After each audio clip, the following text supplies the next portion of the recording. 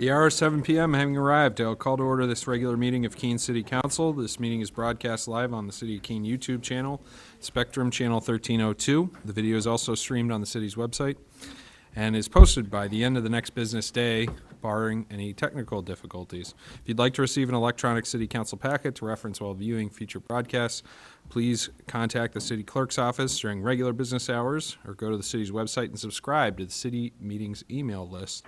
The agenda is also accessible from any mobile device. And I would ask the clerk to please call the roll. Brian J. Lake. Here. Michael J. Remy. Here. Gladys Johnson. Here. Michael Giacomo. Here. Randy L. Filio. Here. Robert C. Williams. Here. Philip M. Jones. Here.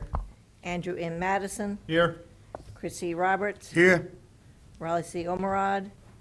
Bettina A. Chadbourne. Here. Catherine I. Workman. Here. Mitchell H. Greenwald. Here. Kate M. Bosley. Thomas F. Powers. Here. And Councilor Johnson, would you please lead us in the pledge?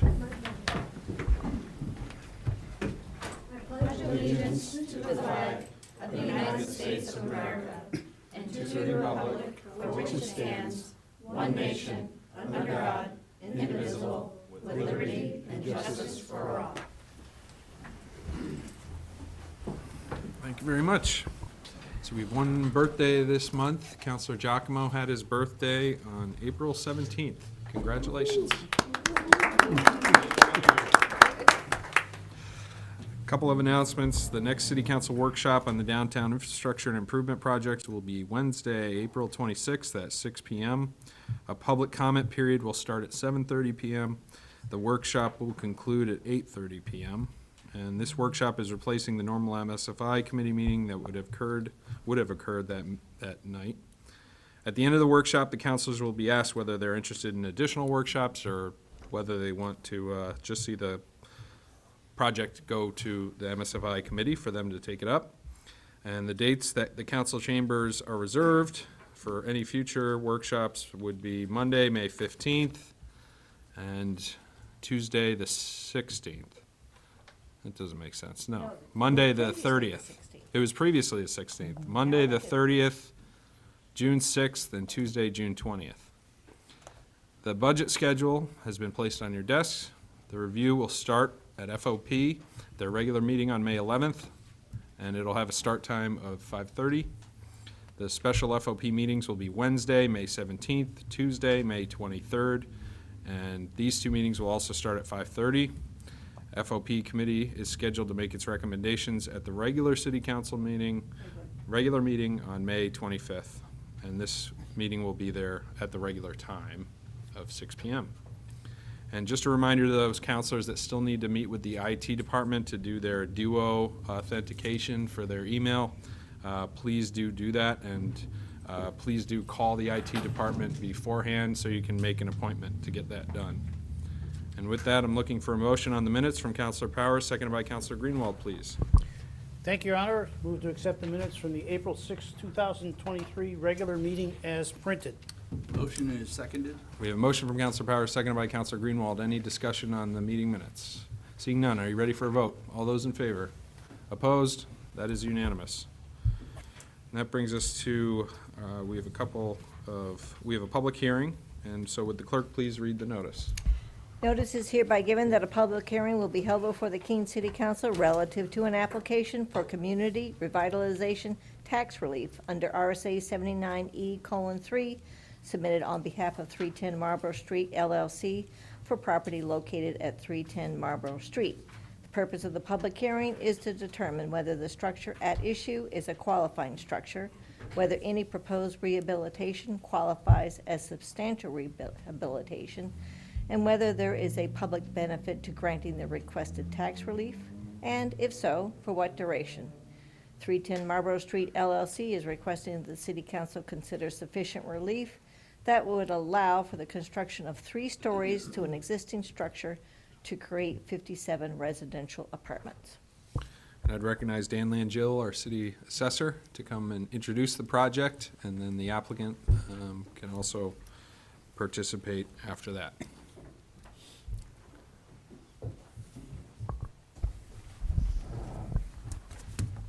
Good evening. Thank you, Mayor, members of the City Council, members of the public. Dan Lynch, I'm the City Assessor. With me tonight is Randall Walter from representing 310 Marble Street.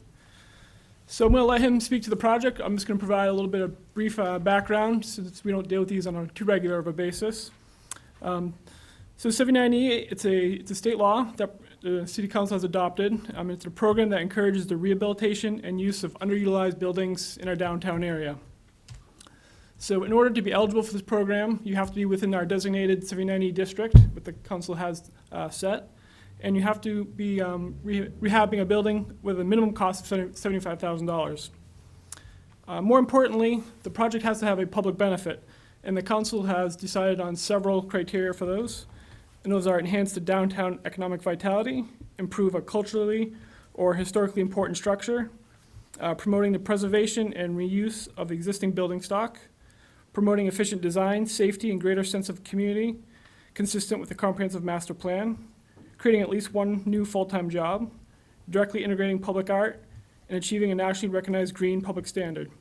Now, the project doesn't have to meet all these criteria. Obviously, the more that it meets and to what extent should go into determining how long tax relief is given to the applicant. So tax relief can go up to 5 years. And how it works, it's only on the improved portion of the property. So we continue to value the land and the existing building as we would any property. The relief is just on the improvements itself. So after tonight's public hearing, this will be referred to the Finance Organization Personnel Committee, where we'll go into the project in greater depth. And at that point, they'll make their recommendation back to the City Council for their determination on whether to approve and to what extent relief to offer. So with that, I think we have another exciting project, and I'll turn it over to Randall Walter to go over the details. Thank you, Dan. Excuse me. Thank you, Dan. So thanks again for having us back, which feels like it becoming a regular event. But the impact of this one is perhaps more significant than some of the other things we've come before you, and I'll get into that towards the end. But let me describe the project again for everyone, just to understand what we're proposing.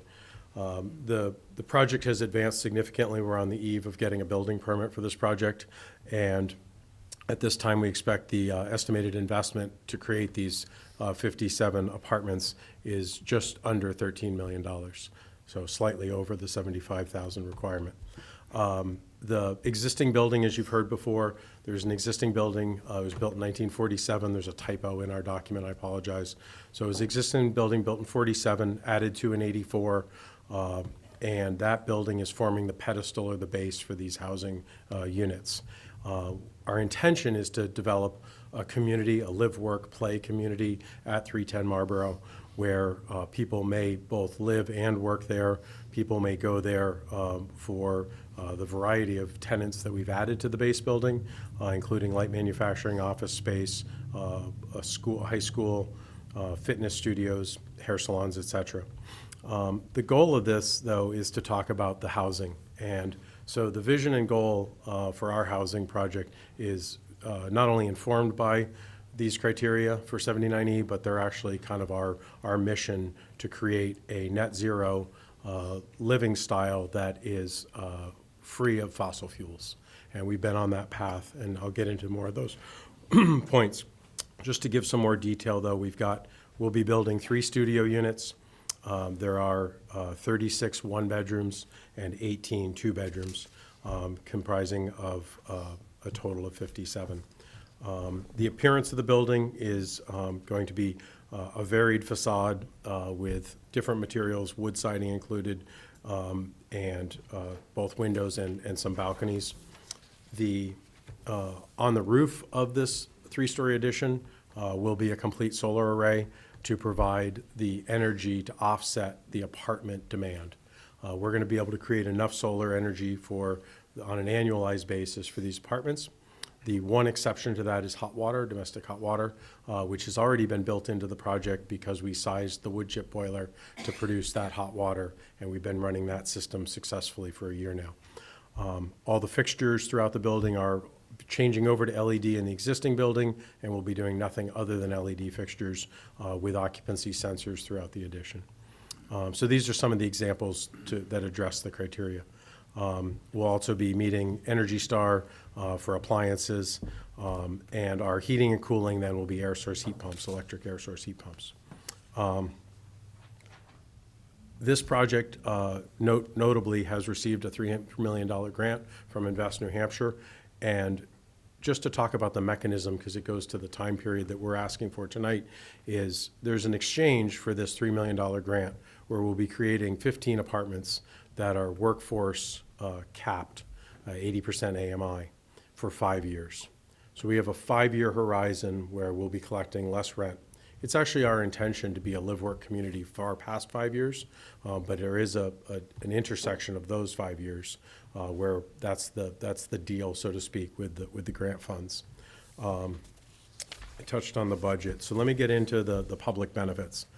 We know that this project, this addition in particular, is consistent with the master plan, the Keene Comprehensive Master Plan, as well as the Keene Energy Plan.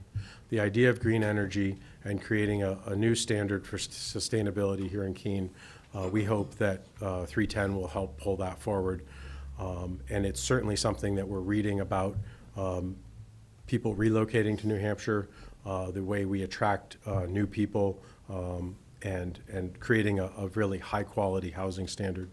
So the building will be built to NZE, net zero energy standards. In addition, we'll be sequestering tons of carbon through the mass timber structure that we're building.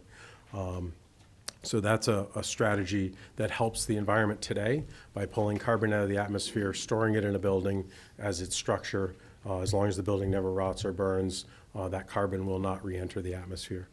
So it's a particularly significant strategy at this time. Our goals for all the insulation systems and windows throughout the building, we exceed the building code. We have not identified a green building program, but I know we can, at a bare minimum, we can certainly qualify for some of the easier ones, Energy Star, et cetera. We may go for more. As I mentioned, we'll be entirely electric, with the exception of the biofuels for hot water. I think one of the most significant things that this project is accomplishing is that we're not clearing any land. We're not taking down a forest. We're not using an old ball field. We're building on an existing site with infrastructure and density that already is part of our city fabric. Furthermore, we're in a very walkable situation. As much as people like to call the front the Marlborough Street side, I prefer to call the front the rail trail. So this building is going to speak in both directions, and the housing, those of you who followed us through the planning and zoning process, is much shifted to the back of the property. So much more of the energy and the focus is on the rail trail end. So those are new motivations, and certainly consistent again with master planning, where we increase bicycle and pedestrian traffic, and we limit car traffic. And the downtown connection then is actually via the rail trail. We're hopeful that a lot of people, and the MC Squared students are already largely coming by bike from the rail trail, which is exciting to see, and we'll be building some bike racks for them this spring. Job creation, I don't remember if you mentioned it, but it is on the list. There's going to be a number of jobs created as the course of this project advances. There's obviously an influx of our current team, which is up to 4. Myself, my partner Hillary Harris, we've hired a construction manager and an office manager. So there's 2 new jobs this year, and we'll have 1 to 2 more jobs created for property management at the time that the building is complete, sometime in the summer of '24. So we're really excited to have this opportunity. And there's as I alluded to earlier, there's an angle where I think this tax relief has become more critical than ever to our project. And the reason has to do with our interest rates right now.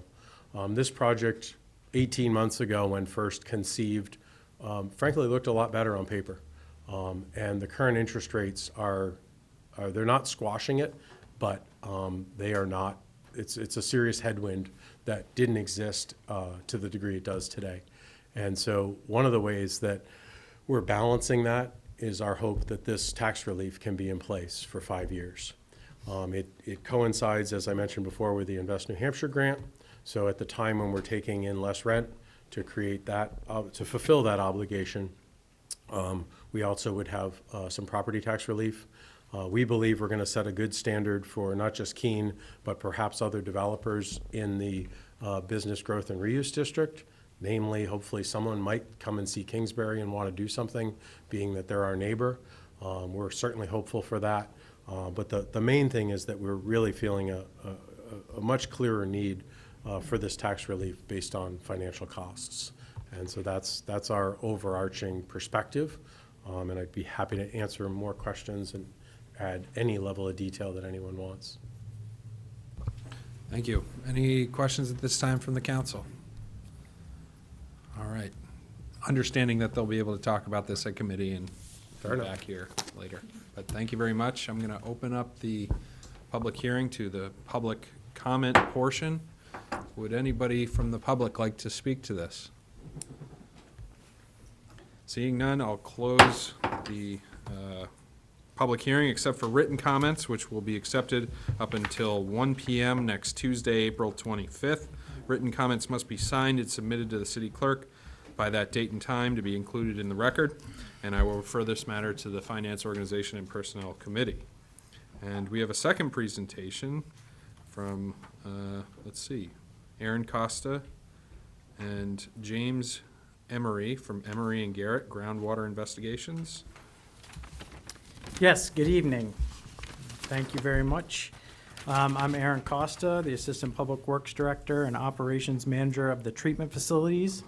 And I am here with the city's consultants for this project, James Emery of GZA and Keith Pratt of Underwood Engineers. And we're here to present the updated water supply master plan and well facilities evaluation. Multiple city departments have worked on this plan for the past 2 years, and we're very proud to show you the final product. This plan will help steer the city's water supply needs for the next 30 years. And if you think about it, that takes us up to about 2055.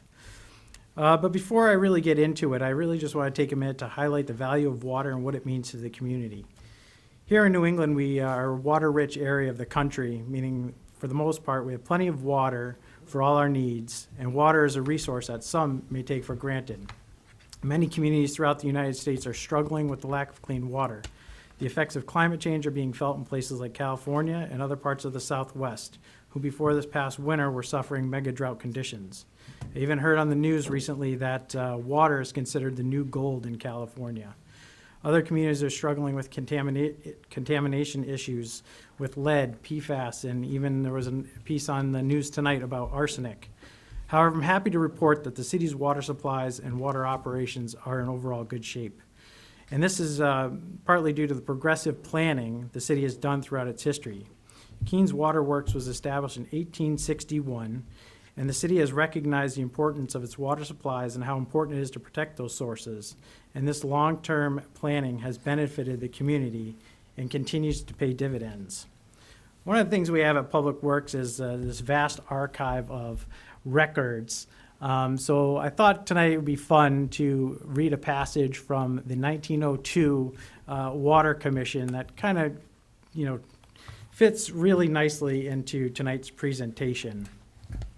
So this is a report of special committee on additional water supply prepared according to a vote of committee on December 6, 1902, and presented to the City Council. So at the beginning of the year, in response to a largely signed petition earnestly praying for an increased and pure supply of water, a special committee on additional water supply was appointed by the City Councils, comprised of the Joint Standing Committee on Waterworks, Sewers, and Drains, and the Board of Water Commissioners. The committee was organized with Norris Guernsey, Chairman, and Henry W. Lane, Clerk. In a report presented to the city government on April 25th, this committee recommended the purchase of 75 to 100 acres of land below Echo Lake, which we also call Woodward Pond, which is one of our water reservoirs, bordering on Roaring Brook so as to preserve the purity of its water, and to purchase a tract of 30 acres on Roaring Brook, about a quarter mile east of the Boston Main Railroad, on which to construct an intercepting dam. So I just thought that was a little piece of kind of history about how Keene has been progressively planning for its water supplies and protecting its watershed. So just a little bit of background about the water system itself. The residents, businesses, and industries in Keene use on average about 2 million gallons of clean potable water every day that meets state and federal standards for consumption. The city's water supply is also used for fire protection. To meet this demand, the city has 3 separate water supplies, none of which can meet the city's daily needs alone. We have the 2 surface water reservoirs located in Roxbury, and their safe yield was estimated to be around 2 million gallons a day. And water is conveyed from those reservoirs to the water treatment facility, which was constructed in 1993 and was originally designed to treat 6 million gallons a day.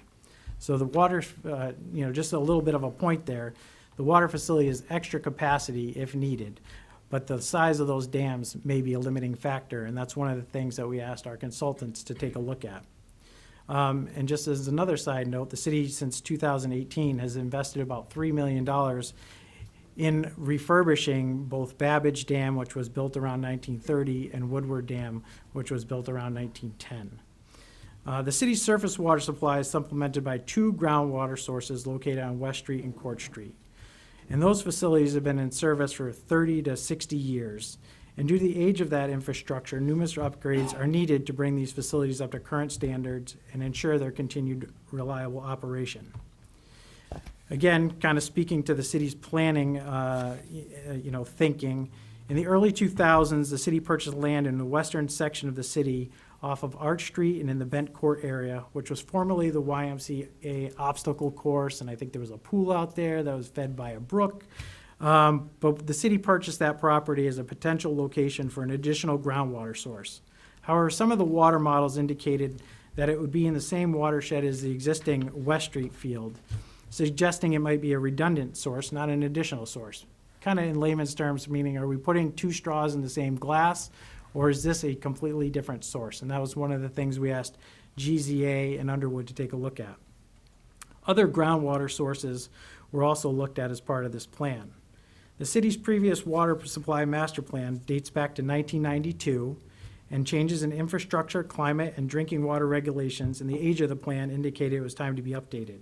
And in 2021, the city contracted with GZA and Underwoods to perform a pretty robust scope of work, looking at current supply needs, breaking down industrial, residential, fire supply, emergency supply, the supply to meet the peak demand in the summer, reviewing the capacity and longevity of those Court Street and West Street aquifers.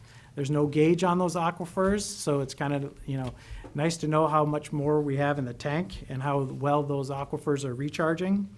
Current and future water supply requirements, looking at potential and industrial growth projections, and we work with the planning department on that. Climate change and drought projections, additional groundwater needs, just like I just described, and what the capacity is, and developing cost projections for implementation of those new groundwater sources. Surface water sources, as I just described, the water treatment facility has additional capacity. We looked at Otterbrook Lake as a source, Otterbrook itself, Goose Pond, which was the city's first water supply back in 1868, and Surrey Mountain Lake as additional surface water supplies. Conservation measures, water quality protection measures. Again, they did a very extensive well facilities evaluation, what it's going to take to bring the current West Street and Court Street facilities back up to meet code in certain areas, and what it's going to take to keep those facilities running and reliable. And then we looked at some additional revenues. So with that, I'm going to turn it over to James and Keith for the presentation. Good evening. I'm Jamie Emery, and there might be can you hear me? There might be a little confusion because I was a former president of Emery and Garrett Groundwater Investigations, which is now a division of GZA. So I think Aaron did such a good job. I'm not sure we need to be here at this point. But I did want to give you a little background. I spend my life dealing with towns and cities that have problems with their water supply, and have to commend the long-term planning that's been going on since the 1800s to give an opportunity for the city to survive, to really excel in water resource development and maintenance. And so we're going to chat about that a little bit. My background here, I'm a hydrogeologist, a senior hydrogeologist, but president of a company that I ran for 30 years. And in the 80s, I spent time here working on the Court Street well field, the West Street well field, Criff Road. We did work at testing the West Street well to determine where the water was coming from. We have an office here in Keene, so we are pretty active in the community. I worked with Peter Reiner. I don't know if anybody remembers Peter, but Peter Reiner and I became very close friends, and Pat McQueen and Tom Dutton. So I have a long track record here in the city of Keene, working towards the long-term sustainability of the supply. I will say that water is, in my view, the most important asset that you have. And you've spent about $100 to $200 million over the course of your of this water supply lifespan. And so it's clear that you need to, one, protect it, we need to enhance it.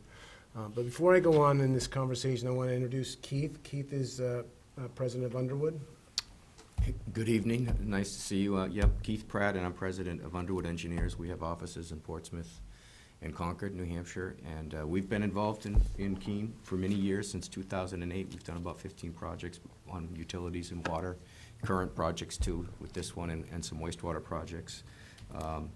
I'll actually, after this meeting, go enjoy some dinner with my son, who lives in Keene and is a firefighter in Swansea currently right now too. So this is two good meetings for me tonight.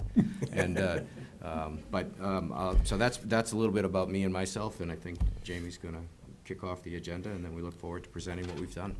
And we're going to tag team, because I'm a hydrogeologist and a geologist, and he's an engineer, so this crosses the boundary of engineering. We're very compatible. We're very compatible, not competitive, very compatible. Let me see here.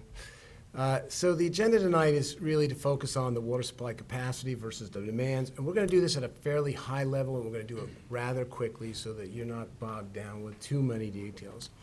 I want to talk about the current water quality, because you've heard about PFAS and issues around the state. Many people and many of our clients are spending tens of millions of dollars on PFAS treatment. We're going to talk about the Court Street and West Street wells. We're going to talk about artificial recharge, something you might have read about in the paper. How do we enhance the yields of wells using artificial recharge? Is it possible to do that in the city of Keene?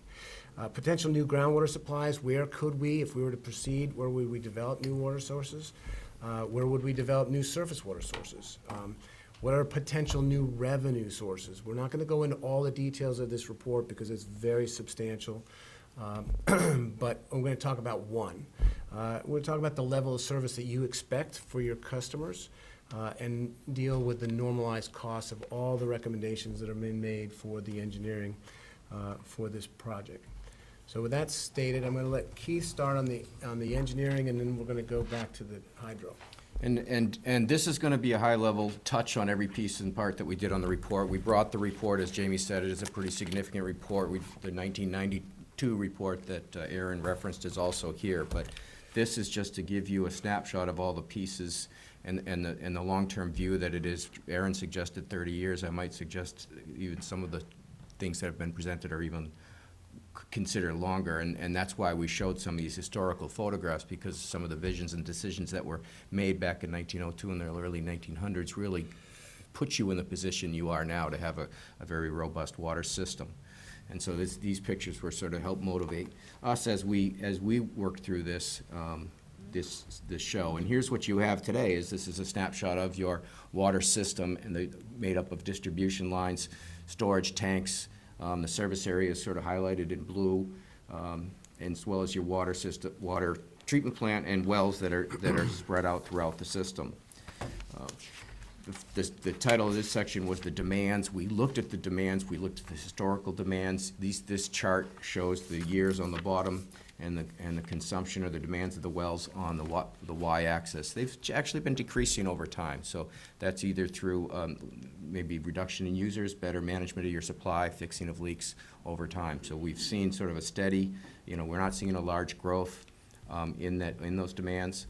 This is how those demands are being delivered to you. So this stacked chart shows 5 years of history. The two colors on the bottom, the blue and the orange, that's the water that comes from the wells. The gray on top is the water that comes from your surface water treatment plant. So as Aaron said, there are three sources of your water. They use them, they manage them by using them at appropriate times of the year. Sometimes there's seasonal fluctuations, but you're always using them. The surface water plant represents about 60 to 70% of your demands or your sources. We did look at future demands. As Aaron mentioned, we work with your planning department. They helped us to look at areas in the city that might be growth, both from an infill perspective, but also from an expansion area. This chart highlights some of those areas that were given to us. And that allowed us to develop some charts that said, okay, how much water demands do we want to be planning for in the future? This shows 3 rows. The top row is what your existing demands are. The second row, I think, is the demands within the city. And then there's, because you serve North Swansea currently, there's some potential growth there. Modest projections over 20 years, we're looking at about 11% for planning purposes here. Compare that to the water supply capacity. One of the tasks that we did spend a lot of time on is the reservoirs and is the safe yields of the surface water supplies. You've had 5 studies, I think, that have looked at that historically since 1947. We poured through those to help identify what we could glean as the safe yield of these reservoirs. Aaron talked about it. It really depends on what kind of drought condition we want to consider. And at the end of the day, if you had a 100-year drought, we would consider the safe yield of the reservoirs at about 2.2 million gallons a day. It would be a greater safe yield if we targeted a 25-year drought condition. So we looked at both. We sort of planned on the 25-year drought position or condition as a reasonable target for the purposes of the planning. This is just a chart that shows how the drought condition changes changes the source yield, safe yield. This is a sum. This is your arsenal. These are your supplies. There's 3 of them we mentioned. You got the surface water, which is shown on top. When we look at the safe yield of the reservoir, and we picked 3.2 MGD for the 25-year. There's some inefficiencies at the plant, which is normal. So it provides a finished water of just under that safe yield capacity. There's also the West Street wells, which generate or have a capacity to generate up just under 500,000 gallons a day. And then there's the Court Street wells that are just under 2 million gallons a day, which really your total arsenal is just over 5 million gallons a day of water. We stack the supply and the demand together, and we get charts like this. This one's a little bit more complex, but if you look at the lines across the left to the right, they represent both the existing demands that we see both on an average and a max day in green. So the greens are where we are today. Average is the solid line. Our max days are the dashed lines. If we look at the future, we can project what those are going to be. We showed you some of that. Those are shown in red. And then when we stack the supplies, we can say, do we meet them? And so if the stacked up supplies of your groundwater and your surface water exceed those lines, then we know we're okay. This first chart represents sort of industry standard, how we look at those, whether there's certain drought conditions, the inefficiencies at the plant. One of your largest wells gets mechanically out of service for a period of time, do we meet it? So this shows that we're in fairly good shape there. One of the things we were tasked to do, though, is look at vulnerability and things that maybe we don't normally think about, climate change and some of the things that the department did ask us to look at that.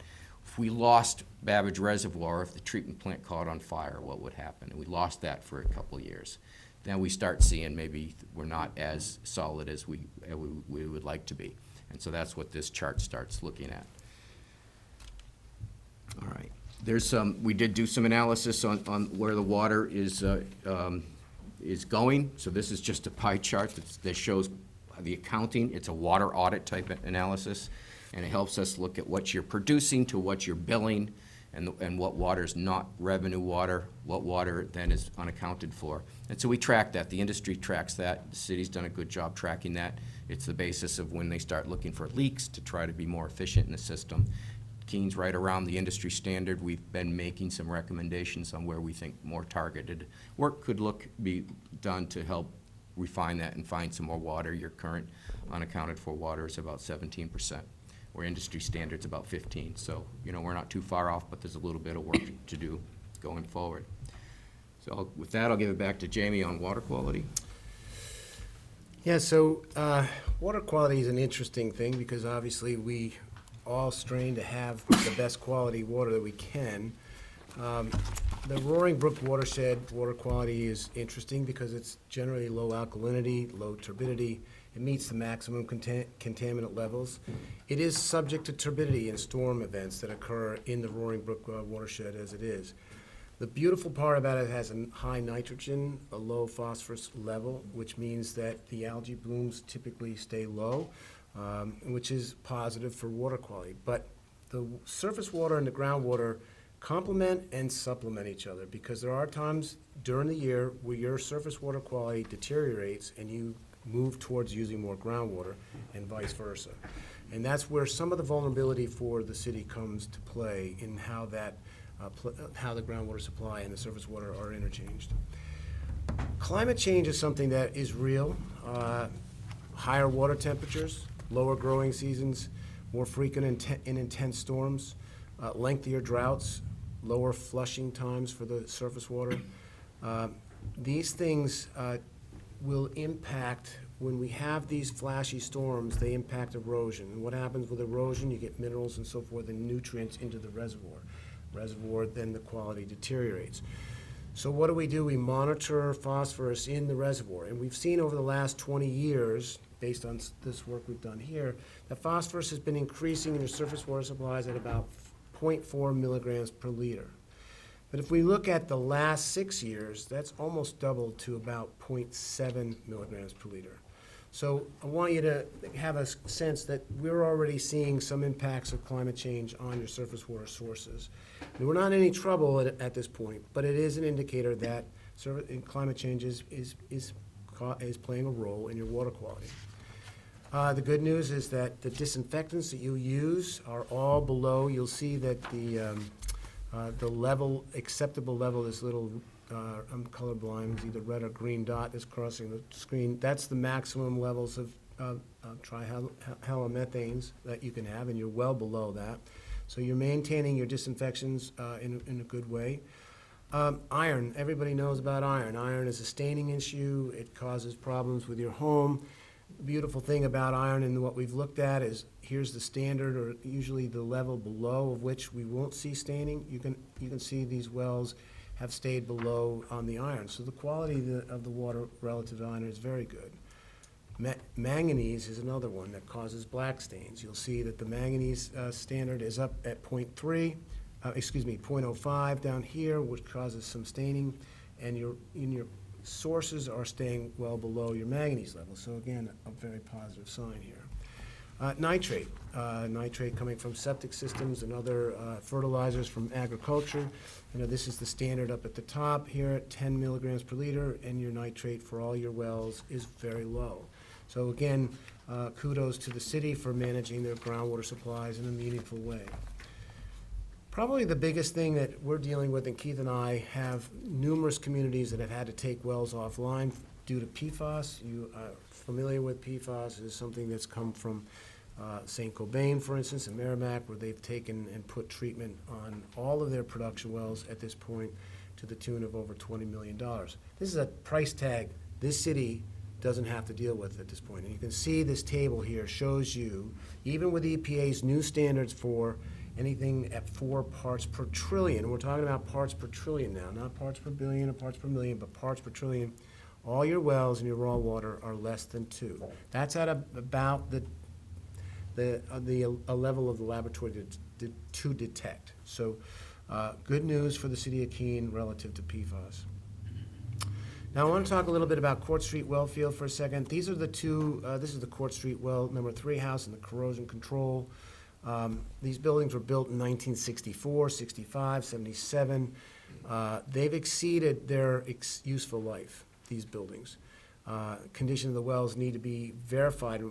The testing that's been done on these wells, it was last done in the 1980s. So we're talking about 40 years ago when the wells were actually tested for sustainable yield. These pump stations do not comply with current building and electrical codes. There are safety issues with the chemical feed systems. There's no alternative access routes to the well, and there's no backup power to the Court Street. Now, I just want to show you a little bit, we are required in today's world, if I was to develop and permit a new water supply, you need a 400-foot protective radius. That's about 11 acres. These circles that you see, this is around production well number 2, and you don't own the land north of well number 2. That's all in the golf course property. So we have monitoring wells up there that keep track of what might be coming in off the golf course or that land use that might impair the water quality. But today, if you develop that well, you'd have to own all of that land. All of those 3 wells, you'll see the circles there represent the 400 protective radius for each one of them. But interestingly enough, the sanitary protective radius is not telling you where your water comes from. So your water actually that feeds these wells, the recharge of the wellhead protection is this area in black. And so you have water coming in from Gilsum and Surrey and other communities that actually contribute to the withdrawal production of those wells.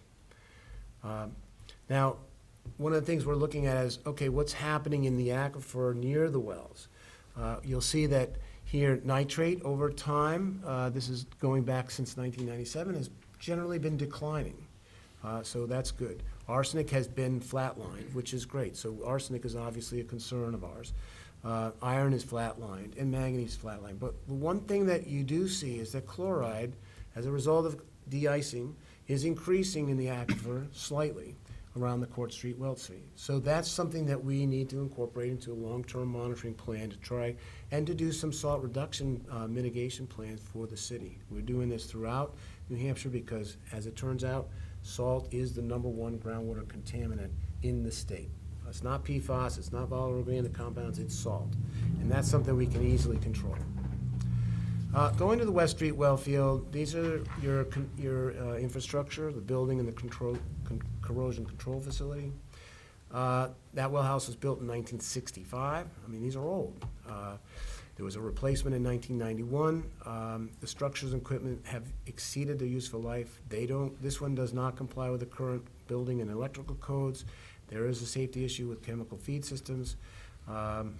The farm is encroaching on the 400-foot protective radius that's there around the West Street well. Now, here's your West Street well site right here. There's the 400-foot protective radius around that well. You know that there's a farm here with livestock and so forth that's used. The city does not own to the south of that well.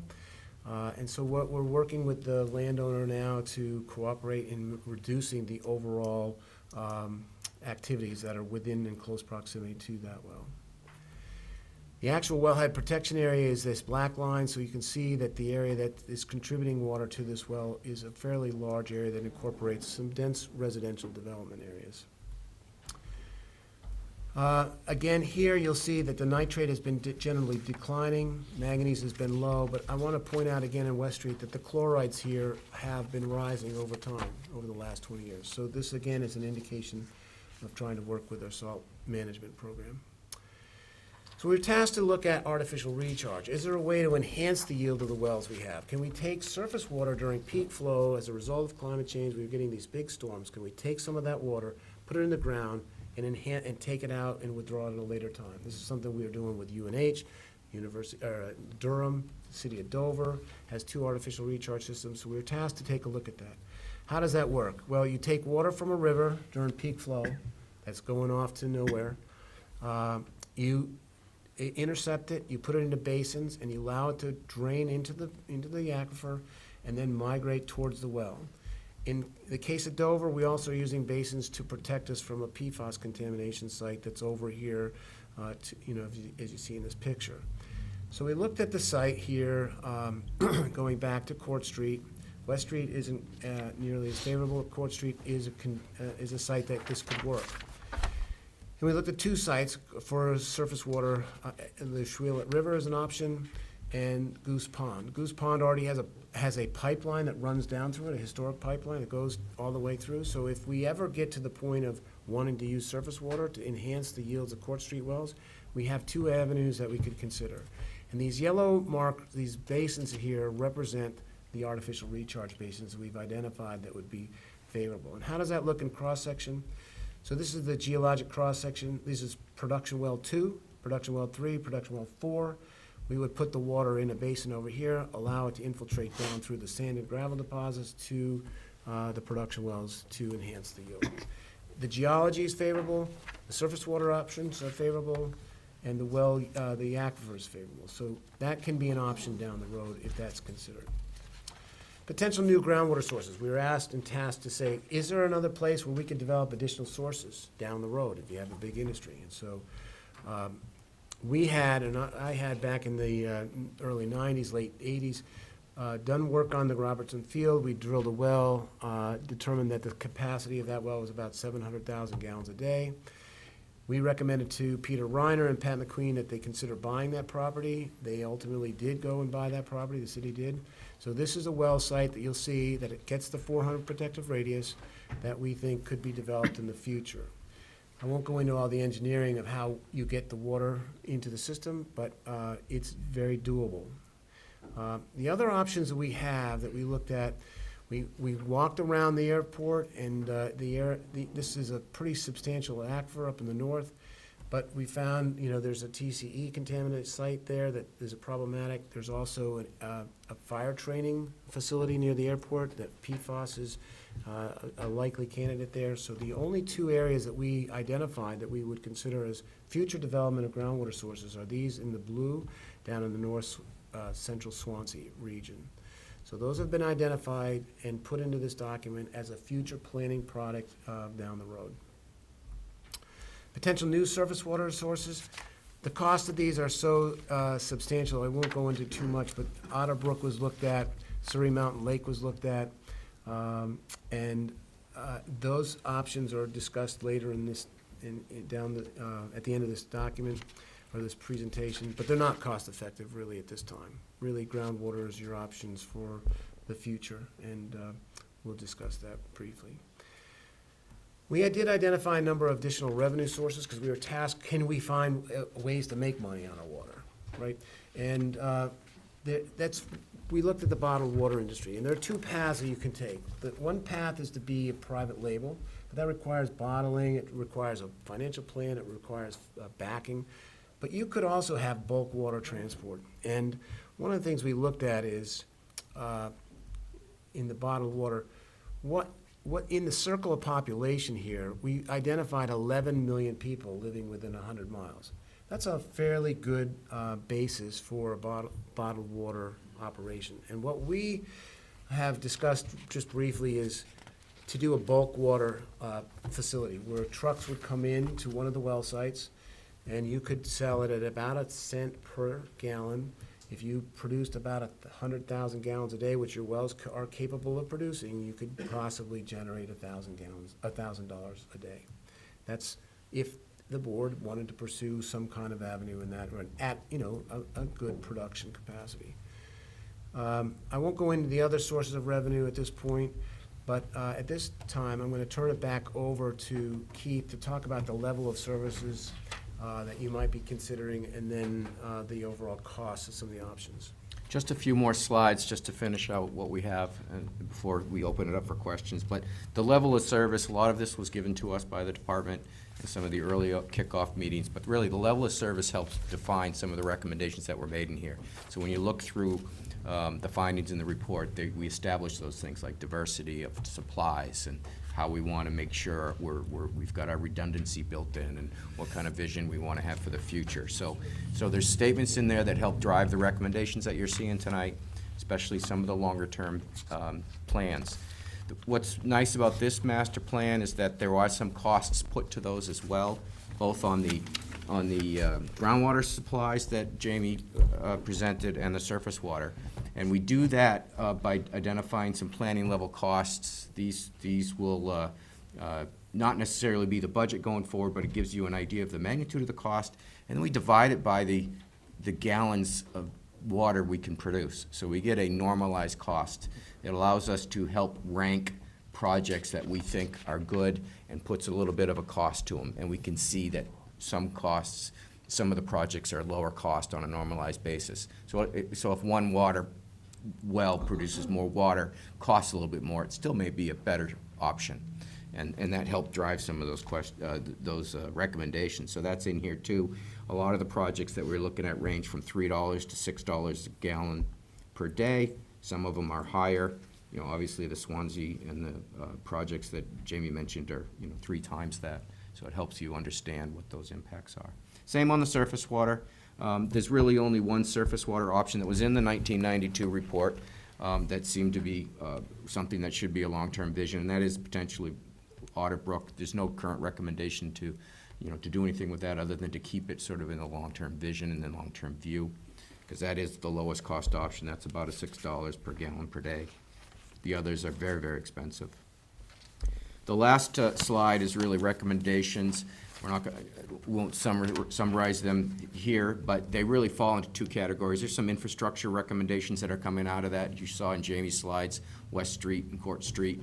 There is some grant money that the city's received to help advance some of those as well for additional planning. So there's going to be the infrastructure things that will help advise capital planning going forward. And then the second category of these recommendations really are the longer-term vision decisions that you're making for some of these redundancy and resiliency and planning for the long view in Keene. That's the other part of the recommendations that are in here. So I think that summarizes the slides and the presentation of the report, and I don't know how you want to handle questions, but we're here for them. Great. I would add one thing, is that the water supply plan that is in play here has already reaped some benefits to the city, because the DES has given you a $50,000 grant on the basis of this plan to continue on with some strategic planning. So, and that's no match required. It's strictly a gift from the state to say, okay, thank you for doing this plan. Now we want to build on this plan. Let's move forward. So it's a really nice result at this stage. So That's great. Well, some excellent work here. Thank you. Are there any questions from counselors? Yes, Counselor Giacomo. Thanks. Want to stand for this? Yeah. Thank you, Your Honor. The only question I had was just regarding surface water. I know that with both Robin Hood, Otter Brook, Stone Mountain Dam have all had issues, especially with drought conditions of E. coli outbreaks and stuff like that. I'm sure there's biological, whether it be carbon filtration or whatever at the treatment plant that can deal with that stuff. But will that do things like that, biological outbreaks in these sources, burden the treatment plants any further than, for instance, a well, which wouldn't be dealing with such issues? Yes, I mean, the short answer is yes, and obviously we'd want to understand the water quality before going through that. A lot of that was not done in this study. What we were trying to do is identify supply for redundancy and resiliency, and but it's all stuff that can be handled and managed. one of the things that's interesting and unique to the city of Keene is that you have the surface water complementing and supplementing groundwater and vice versa.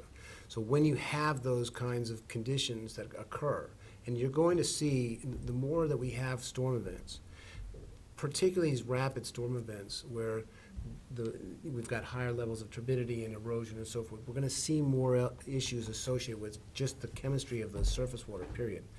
And so being maybe more proactive, thinking about, okay, what happens if we start seeing more phosphorus, we see more algae blooms, we see cyanobacteria blooms on this water body. How do we have enough surface water, which is what Keith put in the vulnerability task plot? Do we have enough excess capacity to handle those kinds of catastrophic events? And so I think that you are on the path to move in that direction. We're not quite there yet, but we do need to think about that in this plan. So, Thank you. yeah. Further questions, Counselor Madison? Thank you. This might be either a question for you guys or for Aaron, but are we monitoring BOD, biological oxygen demand, in Roaring Brook? I don't, excuse me, I don't believe so at this time. Okay. And then, do we have any kind of forest management plan for the Roaring Brook watershed? Yes, we studied that during the watershed. We did a watershed master plan as well, and we are looking at that plan, and we haven't made any decisions at this point how to best manage that. But there is a water quality aspect that comes into play when we start talking about managing forests in the watershed. So at this point, we have some preliminary plans and some things that we're looking at this time. Thank you. Further questions? Yes, Counselor Jones? Thank you, Your Honor. We basically put out one product, and that's potable water, correct? Now, is there any way of looking at, like, I know there's communities over in Europe where they have two water systems. They'll have potable and gray, and your gray water lines will fill your toilets and your fire hydrants and your irrigation systems and your sprinkler systems and so on, places where potable water isn't needed. Would that help our situation if we started getting into that program, like one neighborhood at a time, or is that feasible? I'll take a first stab at that. I mean, it is gaining some traction in New England, very little though. We're actually involved with one of those projects, I think one of the only projects in the state out in Star Island. But it would probably involve a study of its own. It was not looked at in this master plan, but there's energy to start looking at that more and more. Usually that's a response to scarcity of supply. And, in your case, you are in a good position, so the cost might not, might not be sufficient cost benefit for this. Great. Further questions? Okay, thank you very much, gentlemen. Appreciate your hard work and enjoy dinner with your son. Thank you. Thank you. So we had a third presentation that was on our agenda. We're going to move that to a future agenda, and we will move through confirmation. Number one.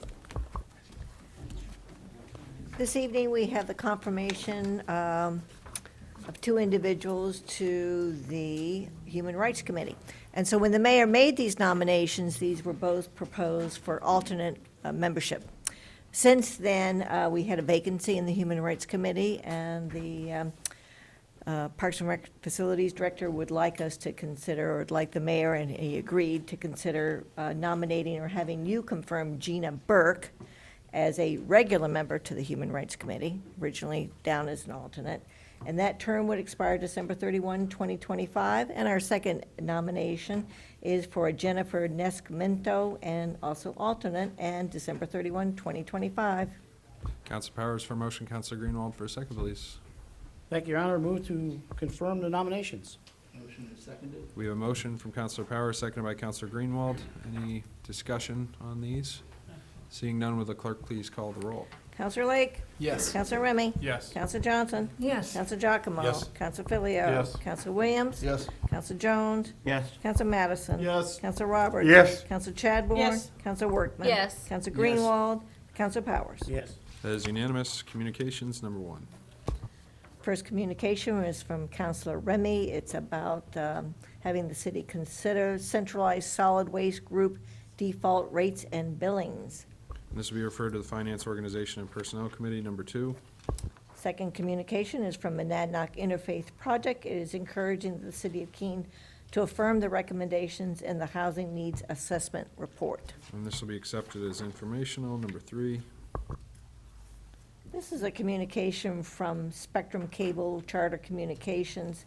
It's a request to install some underground communication conduit in the right-of-way along the south side of Cliff Road and the east side of Cornwall Drive. And this will be referred to the Planning Licenses and Development Committee.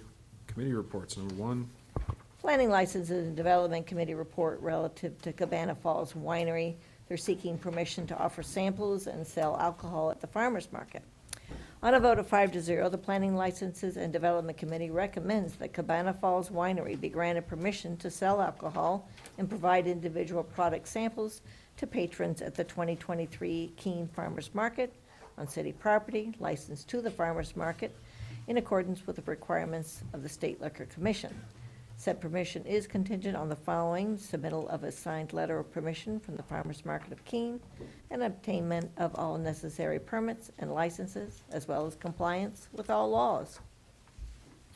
And I'm looking at Counselor Giacomo for a motion, please. Counselor Jones for a second. I move to carry out the intent of the committee report. Second. We have a motion from Counselor Giacomo, seconded by Counselor Jones. Counselor Giacomo. Thank you, Your Honor. This is the second year that Cabana Falls is going to be at the farmer's market looking to serve some samples of their wines there. The only change from last year is that there are 2 wines that they're looking to serve this year instead of 1. So we voted unanimously to allow this. Any discussion on this? Seeing none, are you ready for a vote? All those in favor? Opposed? It's unanimous. Number 2. Planning licenses and development committee report relative to the road closure of Summit Road.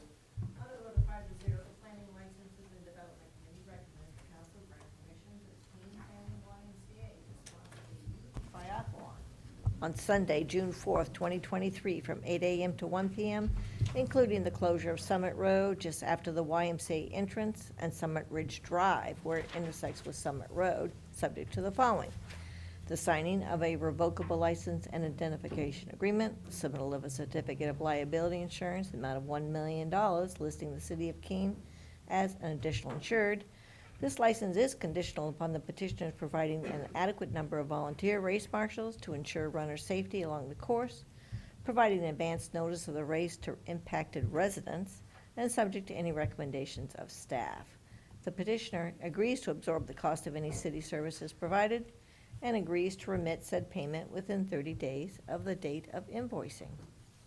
Counselor Giacomo for a motion. Counselor Jones for a second, please. Move to carry out the intent of the committee report. Second. We have a motion from Counselor Giacomo, seconded by Counselor Jones. Counselor Giacomo. Thank you, Your Honor. This is brought to us from the Keene Family YMCA, Kelly Burns Gallagher representing them. This is regarding their youth triathlon. This is the second year they have requested this. And the first time it was about an hour of road closure, and it has about 70 to 100 kids aged 5 to 12. It was a great event last year. They are working very closely with all of the neighbors in that neighborhood as well, so they're all well aware of this and quite excited. They come out with cowbells. So they are requesting permission again, and PLD voted unanimously to allow it. Thank you very much. Any discussion? Seeing none, are you ready for a vote? All those in favor? Opposed? That is unanimous. Number 3. Planning licenses and development committee report relative to a discharge of fireworks. On a vote of 5-0, the Planning Licenses and Development Committee recommends the Keene Swamp Bats be granted permission for the discharge of display fireworks on Monday, July 3rd on Alumni Field at no later than 10 p.m., subject to the following: the signing of a revocable license and identification agreement. The Keene Swamp Bats provide a certificate of liability insurance with the city of Keene listed as additional insured in the amount of $1 million. That the fireworks vendor also provide a certificate of liability insurance, again with the city of Keene listed as an additional insured, also in the amount of $1 million, subject to the signing of a letter of permission from SAU 29 for the use of their property, obtainment of a state fireworks permit. In addition, the petitioner agrees to comply with any recommendations of staff, and they also agreed to absorb the cost of any city services over and above any amount of city funding allocated in the FY23 community events budget for the July 3rd display. And said payment shall be made within 30 days of invoicing. Counselor Giacomo for a motion. Counselor Jones for a second, please. Move to carry out the intent of the committee report. Second. A motion from Counselor Giacomo, seconded by Counselor Jones. Counselor Giacomo. Do you ever feel like a plastic bag drifting through the air, hoping to start again? If so, you are in luck. This is the first of 3 fireworks items tonight, and none of them are related to each other. So this one is a request to discharge fireworks from the Keene Swamp Bats. Thank you to Katy Perry for the intro. This is their 26th season. Kevin Watterson came before us, the mayor of baseball in Keene and president of the Keene Swamp Bats. It is the 20th year also of the Reading with Ribby program, so they're really great in the community as well. They are looking to discharge fireworks. They partner with Keene on July 3rd. That way they can give July 4th off to all their volunteers. So they are through all the protocol and fire department meetings, and we've recommended this to move forward. Any discussion? Seeing none, are you ready for a vote? All those in favor? Opposed? That is unanimous. Number 4. Planning Licenses and Development Committee report relative to fireworks restaurant and a request to serve alcohol. On a vote of 5-0, the Planning Licenses and Development Committee recommends that Fireworks Restaurant be granted permission to serve alcoholic beverages in connection with their Sidewalk Cafe license, subject to the necessary licensing requirements of the council, compliance with any requirements of Section 46-1191 through 1196 of the code, and compliance with any requirements of the New Hampshire Liquor Commission. This license would expire March 1 of 2024. Counselor Giacomo for a motion, Counselor Jones for a second, please. Move to carry out the intent of the committee report. Second. We have a motion from Counselor Giacomo, seconded by Counselor Jones. Counselor Giacomo. Thank you, Your Honor. Our second fireworks item of the night, the delicious kind.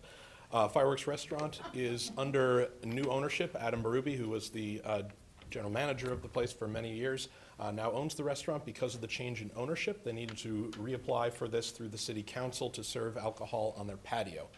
They've been around for 12 years prior to this, though, have had no incidents out there, and moving forward, this will be an administrative item after this season. So we have voted unanimously to approve this.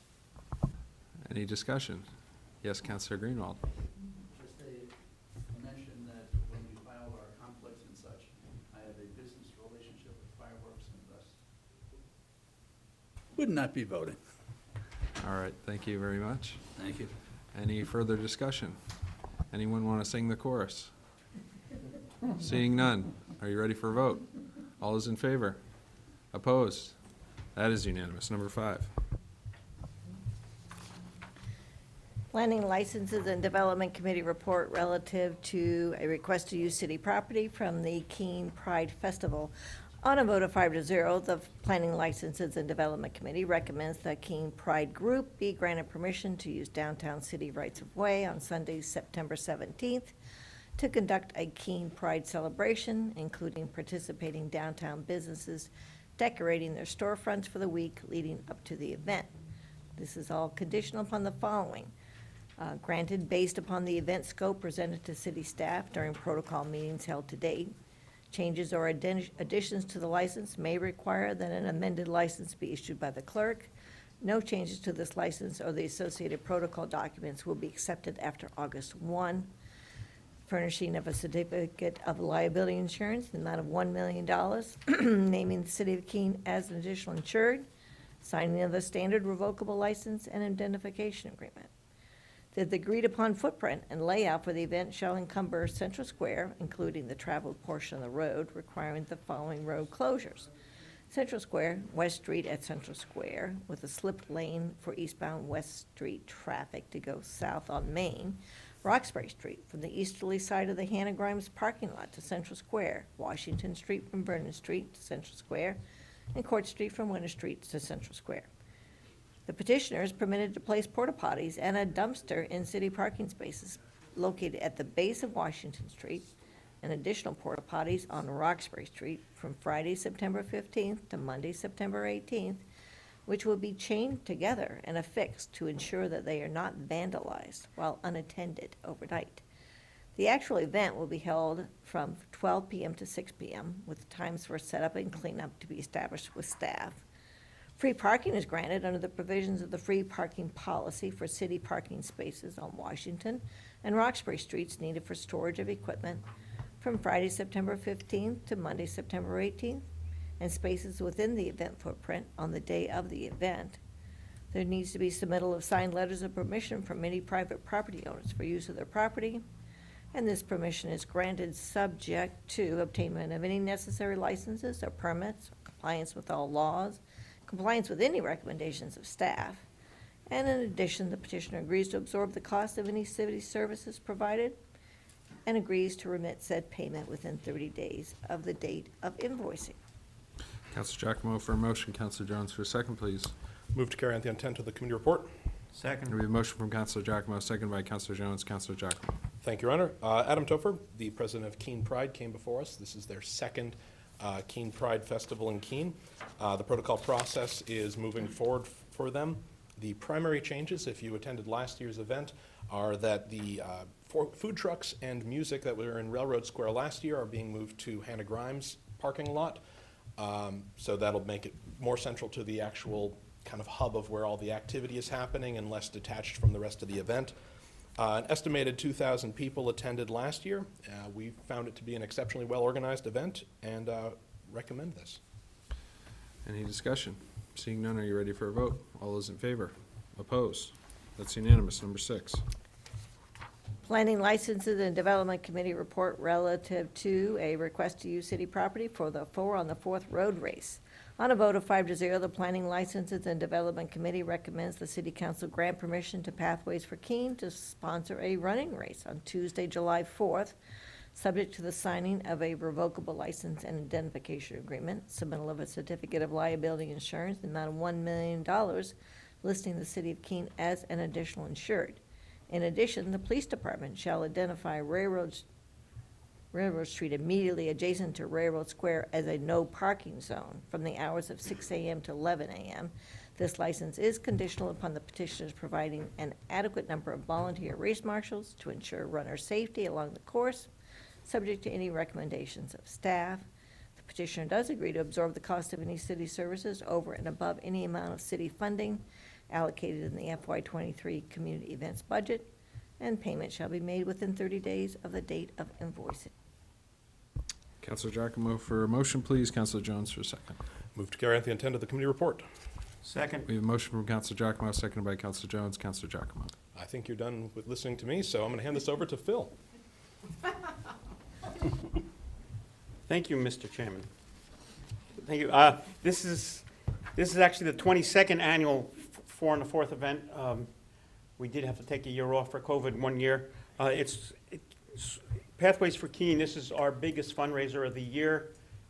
The good thing about this is every dollar we make comes back to the city. We have less than a 4% operations cost.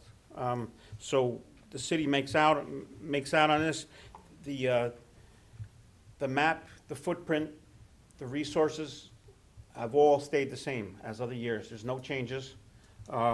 We invite you to all come out. We can use volunteers. If you want to run, please come register. If you want to walk, please come register. Just don't try and keep up with Ricky Greenwald.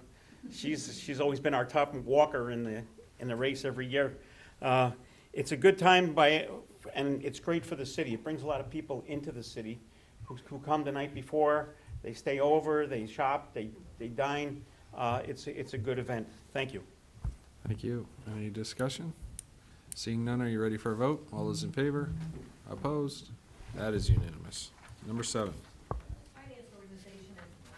Finance Organization and Personnel Committee report relative to a Homeland Security grant for search and rescue equipment. On a vote of 5-0, the Finance Organization and Personnel Committee recommends the manager be authorized to do all things necessary to apply for, accept, and expend the 2022 Homeland Security grant, search and rescue equipment in the amount of $14,773.43. Counselor Powers for a motion. Counselor Remy for a second, please. Thank you, Your Honor. Move to carry out the intent of the committee report. Second. We have a motion from Counselor Powers, seconded by Counselor Remy. Counselor Powers. Thank you. This is a grant that comes to the City of Keene Police Department because they are a member of the New Hampshire Tactical Officers Association. And it's channeling federal funds down through the state to local communities. And essentially the $1,400 or $14,000 this time will replace the tactical team vests and protective equipment that they use on more sensitive situations versus what you hear once in a while about the grants that come forward for the regular vest. Committee had a report from Captain Steve Tenney and voted unanimously to recommend that this be approved. Hope you do the same. Thank you. Any discussion? Seeing none, are you ready for a vote? All those in favor? Opposed? That's unanimous. Number 8. Finance Organization and Personnel Committee report relative to a grant award for a Keene Police K-9 program vest. On a vote of 5-0, the Finance Organization and Personnel Committee recommends the manager be authorized to do all things necessary to accept and expend a bulletproof vest grant that was awarded to the Keene Police K-9 program through a grant application. Counselor Powers for motion. Counselor Remy for a second, please. Thank you, Your Honor. I move to carry out the intent of the committee report. Second. We have a motion from Counselor Powers, seconded by Counselor Remy. Counselor Powers. Once again, heard from Captain Tenney, and this is actually the piece of equipment is being given to us with a value of about $1,800, and it's a vest for our K-9. It replaces a vest that's been around for a number of years and a number of different dogs. It's served us well, but it's beyond its usefulness, and it's a little big for the current dog. So this is a great way to provide the greatest protection we can to the dog and the handler. So Finance Committee recommends that you accept this also. Thank you. Thank you. Any discussion? Seeing none, are you ready for a vote? All those in favor? Opposed? That is unanimous. Number 9. Finance Organization and Personnel Committee report relative to a grant for youth services juvenile court diversion programming. On a vote of 5-0, the Finance Organization and Personnel Committee recommends the manager be authorized to do all things necessary to accept and expend funds provided by the state of New Hampshire for juvenile court diversion programming. Looking to Council Powers for a motion. Council Remy for a second, please. Thank you, Your Honor. Move to carry out the intent of the committee report. Second. We have a motion from Council Powers, seconded by Council Remy. Council Powers. Thank you, Your Honor. We were joined by Youth Services Manager, and this program is pretty much routine for us every year, and it helps with the work they're doing with youth who have become a little bit of file of the court system, and it gives them an opportunity to work through a program where they can reestablish their ability to get things done. It helps them pay some of the fees that may be necessary to take care of something that was broken or something that happened within this case. And it also provides a little money for them to use with youth for some guidance. And given the amount of money that was awarded this time, there's some money there that's going to be available to the city to be able to go out and run a recruitment for a case manager to help support the office, because there's a lot of activity going on right now. So Finance Committee voted unanimously to recommend that this be accepted. I'd like to see the council do the same, please. Thank you. Any discussion? Seeing none, are you ready for a vote? All those in favor? Opposed? It's unanimous. Number 10. Finance Organization and Personnel Committee report relative to a lease agreement for 11 Central Square. On a vote of 5-0, the Finance Organization and Personnel Committee recommends the manager be authorized to do all things necessary to negotiate and execute a lease with Culinary Journey Management LLC for the use of space at 11 Central Square. Council Powers for a motion. Council Remy for a second, please. Thank you, Your Honor. Move to carry out the intent of the committee report. Second. We have a motion from Council Powers, seconded by Council Remy. Council Powers. Thank you, Your Honor. We joined with Andy Bohannon on his facilities hat. You all are probably aware that the facility that's just down below us closed up during the fall. They weren't intending to continue their business there, and the proprietor passed away, so it created a different situation for the folks that were going to be dealing with it. Nobody that they contacted within their group of folks was interested in taking over running the business further, so they sold all of their equipment that they had purchased to basically, as we know it, Lucas. And the city let everybody know that they could think of that this particular place was available, and we had 3 or 4 people that responded to that and expressed an interest. After review by the staff, it was determined that in the best interest of the city, in the best interest of keeping a good restaurant going, that the neighbor, being Lucas, be offered this particular facility. So what we're asking is that the city manager be authorized to negotiate a lease for the property at 11 Central Square, where they propose to run another portion of their restaurant, but we'll run it a little bit different menu, and it'll be open a little bit later and available to more people that have a business in the downtown that want to have some place that's a little more accessible and later hours. They don't intend to be open real late, but a little later than 9 o'clock. So after a nice discussion and looking good to some of us, we said absolutely, and we hope the city council will authorize the manager to get to work on a lease, because they're looking to open up as soon as possible. Thank you. Thank you. Any discussion? Seeing none, are you ready for a vote? All those in favor? Opposed? And that is unanimous. Number 11.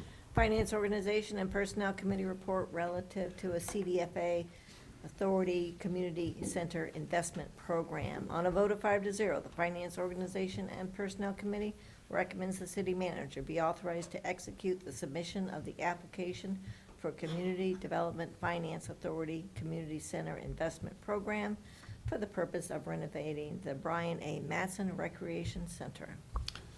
Counselor Powers for motion, Counselor Remy for a second, please. Thank you, Your Honor. Move to carry out the intent of the committee report. Second. We have a motion from Counselor Powers, seconded by Counselor Remy. Counselor Powers? Again, we were visited by our facilities director, letting us know that this is the first time that the city has been made aware of the availability of the Community Development Finance Authority making grants and awards to programs like ours, which essentially is the renovations up at the Recreation Center, Brian Matson's Recreation Center. There's been a plan in the CIP for a number of years to do some work up there that's necessary to really meet the demands of use by the citizens of the community and try to decrease some of our costs for operational issues such as heating, lighting, things of that nature. So they have a plan that's on the books, but given this grant, there's an ability for them to even change it a little bit around, but will continue to bring us a program that'll be very beneficial. If in fact, and hopefully there won't be any ifs, maybe in the next week or so, we'll know that we got a grant. It'll cost us about 15% of what this project would be. So that helps us to really get towards some of our goals for energy policy, et cetera. And we need to have the authority for the manager to apply for this very quickly. We've got a short turnaround, and we should know by the end of May. And certainly Brian, they'll be back for Brian's Place real soon with a plan for those renovations. Passed unanimously in finance. Hope it does the same here. Thank you. Any discussion? Seeing none, are you ready for a vote? All those in favor? Opposed? That is unanimous. Number 12. Finance Organization and Personnel Committee report relative to City Hall structural repairs project. This is a request to reallocate funds. On a vote of 5-0, the Finance Organization and Personnel Committee recommends the City Council reallocate $60,000 from the West Keene Fire Station project to the City Hall structural repairs project. Looking at Counselor Powers for a motion, Counselor Remy for a second, please. Thank you, Your Honor. Move to carry out the intent of the committee report. Second. We have a motion from Counselor Powers, seconded by Counselor Remy. Counselor Powers? Thank you, Your Honor.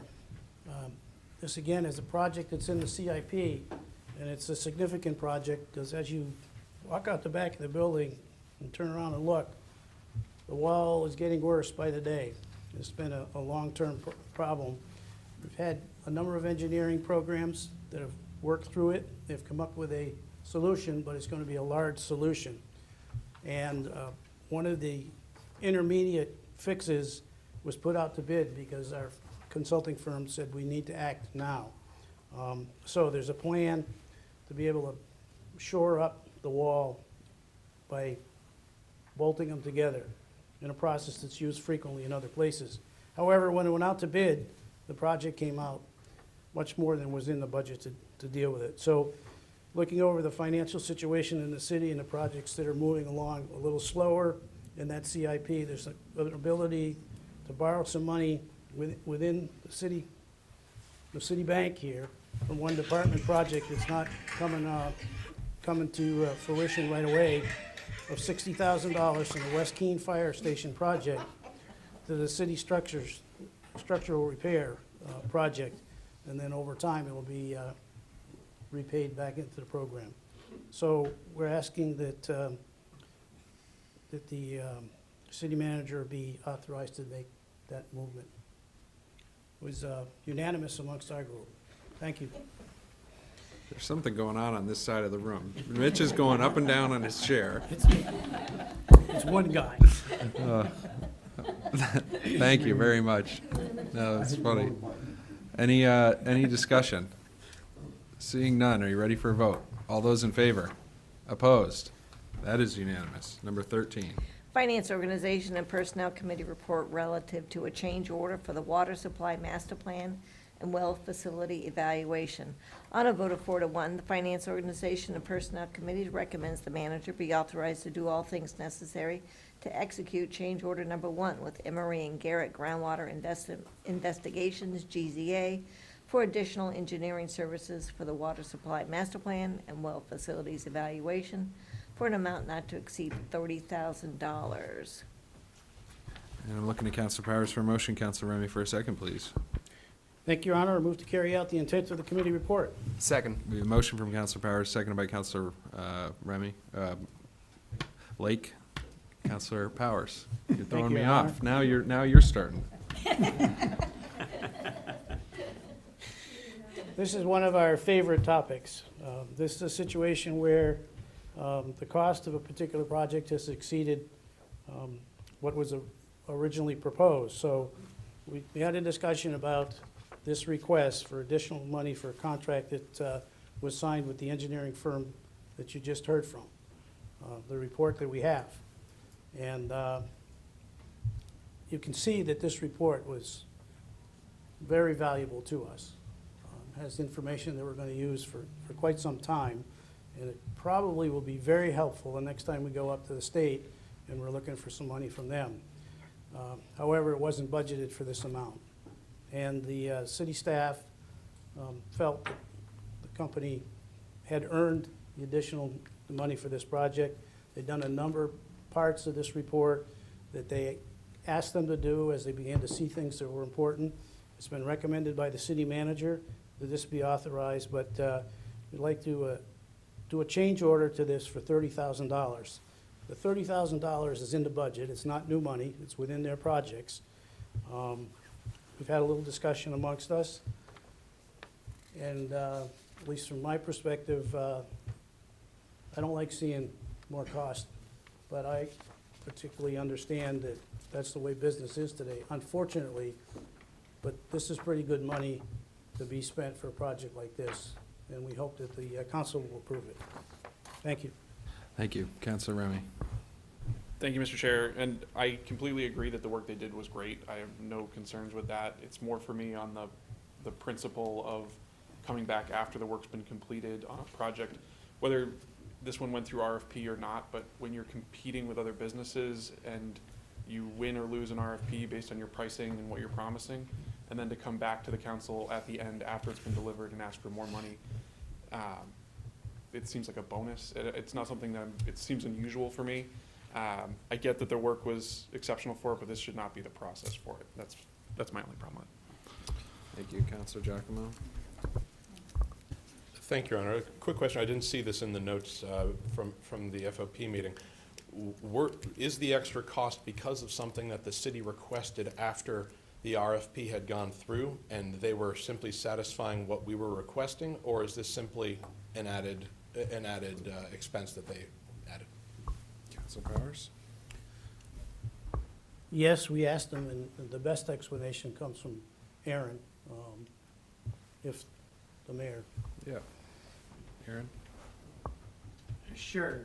Aaron Costa, just to address a few things. It was an RFQ, and we selected them based on their qualifications.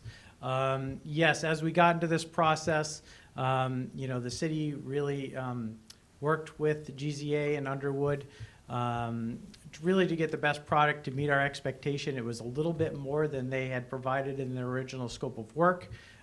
They knew that they were doing this work at their own risk, and but in the end, as we were wrapping it up, they saw that their level of effort was much greater than they initially put in their scope of work, and so that's why they kind of came back at this point as they were kind of wrapping up all their financials for the project. Again, this report and all the work that they did met our expectations, and I think we may have driven them a little bit more than they originally anticipated, and that's really the reason for them coming back for a change order. All right. Thank you, Aaron. Counselor Filio. Yeah, on this one, I have to agree with Counselor Remy. It does concern me that we would have, at any proposal for anything coming in, where a company would intentionally come in low to get the bid. I'm not saying that happened in this case, not at all. But a company could come in low, knowing they've come in low, and if they show that Keene has a history of at the end saying, well, we exceeded our budget a little bit, and, we need another 20, 30, 40,000, the city would come through with that. I think unless there's a lot of extra work that was unforeseen that they could come up with, that's one thing. But say, it cost them a little more than they thought, and the city should come up with the money. I disagree with that. I think they came in with a number, we agreed to that number, and we should pay that number. And, you know, if the company comes in and they have to eat a little bit because they underestimated, that's business. Further discussion? Yeah. Counselor Madison, and then Counselor Williams. Thank you, Your Honor. And just to reiterate what Mr. Costa said, this was an RFQ, so a request for qualifications, as opposed to a request for bid with a specific hard number attached to it. I used to write reports like this for a living the first 5 years or so that I lived in New Hampshire. And although the reports I wrote were normally for smaller communities, small water system providers like trailer parks, they followed the same general guidelines. This is a pretty exceptional report from what I'm seeing. This is something that's going to serve us very well for the next 30 to 50 years. And this is something that we can ultimately use to then secure and leverage more funding from state and federal sources, either through DES or rural development or USDA. I think the $30,000 is short money for the benefit we're going to get out of this ultimately. So I think the $30,000 is a wise investment. I think that Emery and Garrett is deserving of it, and I intend to vote in favor of this. Thank you. Counselor Williams? You know, I think when we ask a company to do some work, we should pay them. I say this as somebody who works for government entities and deals with pushing back against this a lot. But, you know, fair is fair. We asked for it. They did the good work. I don't want companies in the future to say, well, we saw what you did to those guys, so these little extra requests that the city is asking, we're just not going to do that. I don't want to get in that situation. So I'll be voting for this as well. Further discussion, Counselor Greenwald, and then Counselor Roberts. Well, bear in mind, it's not our money. This is the taxpayers' money, the water users' money, since this is a water project. I just think in terms of if I hire a contractor to do work, and I ask him to do more work, there's a change order, which means an agreement ahead of time, agreed to, for the extra funds. Sorry. I thank them for their work. It was exceptional. It's great, but in the future, I think we have to protect our public and not spend their money just because we feel good or it's the right thing to do or something like that. It should have been an approved change order. Thank you. Counselor Roberts? The last two councilors who spoke took most of what I was going to say, but to realize it was based on qualifications. When you're doing something like this, you have to have someone that is really qualified. We did not put this order out based on the fact that this is a fixed price, this is what you are going to do, because normally someone who isn't as well qualified will come in at a lower bid, and they will give you the amount of work based on what you paid for them. To what Councilor Greenwald has stated, I think there was error and kind of a trust on both sides, because I heard on both sides, yep, we were doing this, and then, yep, we were asked for a little bit more, so we did this and this and this. Yes, in reality, it should be change orders. But then again, when you go to that problem, when you say, oh, change order, that means things stop until it comes to the council to get extra money. So, yeah, was it done perfectly this time? No, but I think it has to be as a learning lesson. If we're going to have something like this, a big project, and not jumping on the people at the water, it's like saying, hey, sir, we were going along, or not sir, but to the city manager, saying we were going along and we think we need to identify this, then get the approval from the city manager so the work can continue.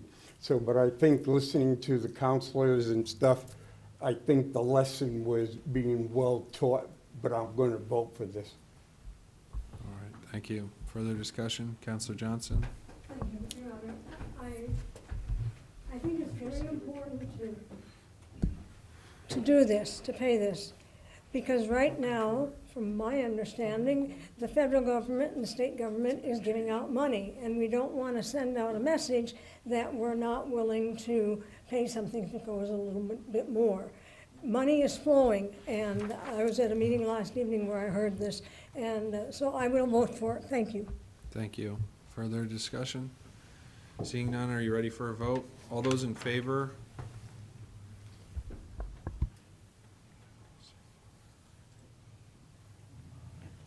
I got 10. Opposed? 3 opposed. 10 in favor. Assistant City Manager. Good evening. So, do all of you have plans on Saturday? I'd like to invite you and everyone in the community to participate in Green Up Keene. It's an annual event where everyone in the city comes together to beautify our community, our streets, our trails, and our parks. It is on this Saturday, and it begins at 8 o'clock in the morning. If you want to participate, there is a drive-through pickup for supplies at Public Works at 350 Marlborough Street. It'll be available from 8 in the morning to noon. You can reserve an area that you want to clean up ahead of time, so if you have a favorite spot that you like to go and you want to make sure it gets attended to, contact Andrea at Public Works, or just show up on Saturday and they can give you a spot that they know needs some attention. So Saturday morning, bright and early, weather's not supposed to be too bad. Join us at Green Up Keene. The other news that I had tonight is a little less pleasant. I think we all know construction season is underway. The engineering department has asked me to let folks know that, and help the community let folks know that the Island Street Bridge will be closing to vehicles on Monday. It will still be available for pedestrian traffic until early May, but beginning on Monday, that bridge will no longer be an access point for vehicles in our community. So help us spread the word. Thank you. Have a great evening. Thank you. All right, so now we're on to department reports number 1. A memorandum from the Finance Director Treasurer relative to several donations the city has received and seeking the manager's authority to accept those donations. Council Powers for a motion, Council Remy for a second, please. Move to carry out the intent of the committee report. Second. We have a motion from Council Powers, seconded by Council Remy. Council Powers? So this is money coming in. And Parks and Rec Facilities received a generous donation of $300 from GFA Federal Credit Union. And this donation is going to be used for the Human Rights Committee collaboration with the Keene International Festival. And additionally, the fire department has received $3,250 in donations. First one of $3,000 from Celine Gandafalo in memory of Donna Gandafalo. And the second one is from Karen Phillips in memory of her mother, Dorothy Lind. We recommend that the City Council accept these and extend our appreciation to those folks that have given these donations. Thank you. Thank you. Any discussion? Seeing none, are you ready for a vote? All those in favor? Opposed? That's unanimous, and I want to thank everybody who donated. That's really appreciated from the city. Brings us to board and commission reports, number 1. This is a little unusual in terms of membership to boards, and this is from the Southwest Regional Planning Commission. The statute provides that that nomination process is actually through the planning board with the confirmation process through the city council. So this nomination is coming forward from the planning board, and it is for Jay Kahn to serve as a Southwest Regional Planning Commissioner. And it's before you tonight for a vote. And I'm looking at Council Powers for a motion, Council Greenwald for a second, please. Well, thank you, Your Honor. I move to confirm the nomination. Seconded. We have a motion from Council Powers, seconded by Council Greenwald. Any discussion? Seeing none, this does require a roll call vote. Will the clerk please call the roll? Counselor Lake? Yes. Counselor Remy? Yes. Counselor Johnson? Yes. Counselor Giacomo? Yes. Counselor Filio? Yes. Counselor Williams? Yes. Counselor Jones? Yes. Counselor Madison? Yes. Counselor Roberts? Yes. Counselor Chadbourne? Yes. Counselor Workman? Yes. Counselor Greenwald? Counselor Powers? Yes. That is unanimous. Number 2. This is a memorandum coming from the Community Development Director, passing on a communication from the Chair of the Keene Conservation Commission, seeking the City Council's acquisition of 2 pieces of property from Hull Forestry Products. And this will be referred to the Finance Organization and Personnel Committee. Number 3. And this is a communication, again, from the Community Development Department. It is regarding Ordinance O 2023-06, which is an amendment to the Land Development Code dealing with accessory dwelling units. The Planning Board did find that ordinance consistent with the city's 2010 master plan, and the Planning Licenses and Development Committee, which is part of the joint, requested that the mayor schedule a public hearing. And I'll set the public hearing for May 18th, 2023 at 7 PM. Number 4. A second amendment to the Land Development Code that was before the Joint Committee, and this one's Ordinance O 2022-19B, relating to the zoning regulation and application procedures. Again, this one actually was the subject of an amendment, and so what before you is a B version with the Joint Committee seeking that the mayor schedule a public hearing on the B version. And I will set that public hearing for May 18th at 7:05 PM. And we've got some busy agendas coming up for our meetings.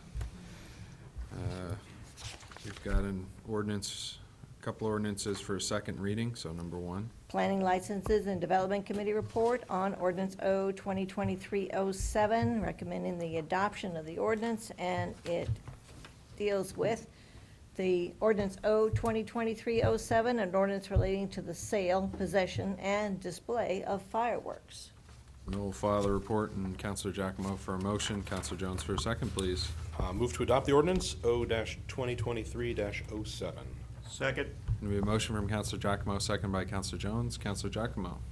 Thank you, Your Honor. So this ordinance is the third fireworks item tonight. The reason it is unrelated is this is specifically relating to permissible fireworks, which are basically the ones that average citizens can purchase, as opposed to the commercial ones that, like what would be at the Swamp Bats game. So what this ordinance is essentially doing is right now it is a licensing system, essentially. So you go and you request permission from City Council to set off fireworks. In my time here, at least, I think we've had one. Those that have been in MSFI might have seen a few other ones over the years, but the fact of the matter is it's not requested very frequently, and yet fireworks persist. So what this is changing it to is outlining all the rules and guidelines in an ordinance form of the expectations for fireworks. And if any of those are not being followed, then they are now subject to, basically they're in violation of the ordinance. So it's outlining what all the expectations are, and really kind of putting the onus, rather than on the fire department to go and hunt down people who don't have a permit, it is now on the onus for the people. They now have the rules in front of them, and they can then follow them. Thank you. Any discussion? Counselor Williams? Hi, yeah, I'm against this. As people know, I'm no fan of fireworks, especially in my neighborhood, which I think as a result of this, there will be significantly more. I know that we're, as Councilor Giacomo said, you know, we're easing up on the rules a bit, but that's like saying, well, you know, there's too much speeding on this street, so we're going to raise the speed limit. That doesn't solve the problem. You know, it was just a few days ago, some idiot was launching fireworks in Robin Hood Park. All the dogs in the neighborhood were barking. I don't like it. It's air pollution. It causes a lot of litter, noise, pollution, scares all the critters. You know, it's bad for veterans with PTSD. I think a lot of people, you know, really don't appreciate it as much as maybe they did when fireworks were a rare thing, where we only saw them on the 4th of July. But these days you see fireworks all the time. They're just not that special, and I don't think we need to have more of them.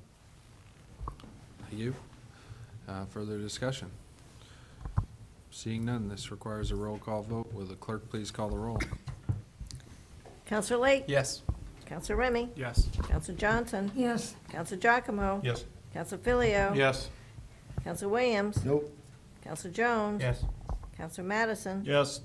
Counselor Roberts? Yes. Counselor Chadbourne? No. Counselor Workman? No. Counselor Greenwald? Yes. And Counselor Powers? Yes. I've got 10 in favor, 3 opposed. Number 2.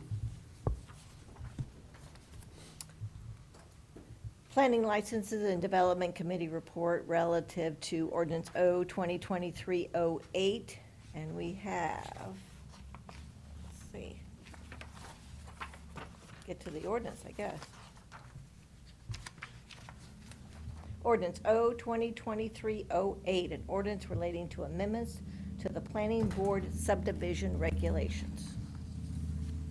And we'll file the report. Counselor Giacomo for a motion, Counselor Jones for a second, please.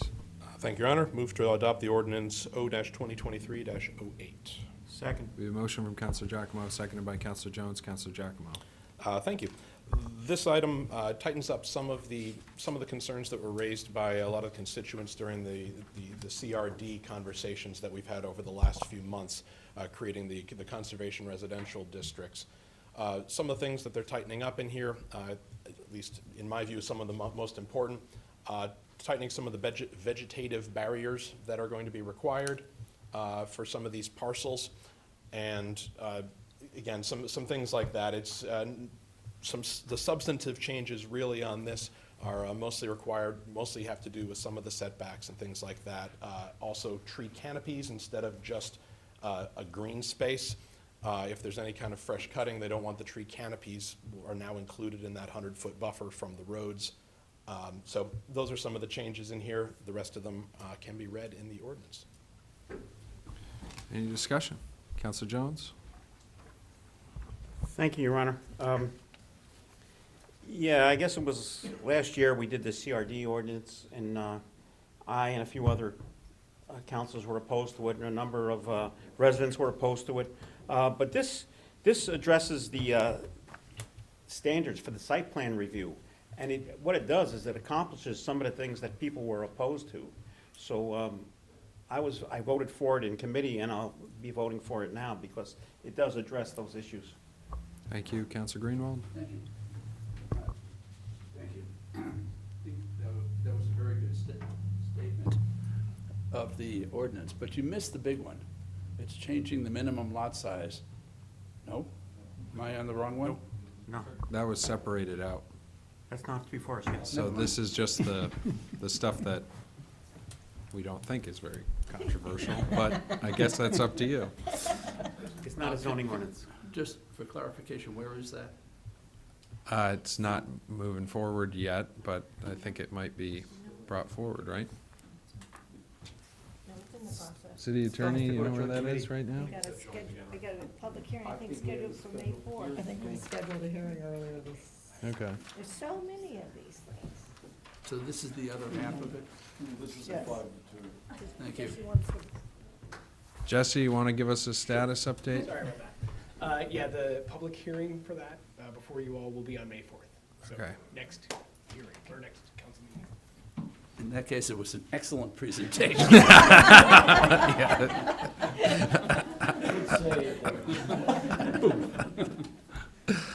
All right.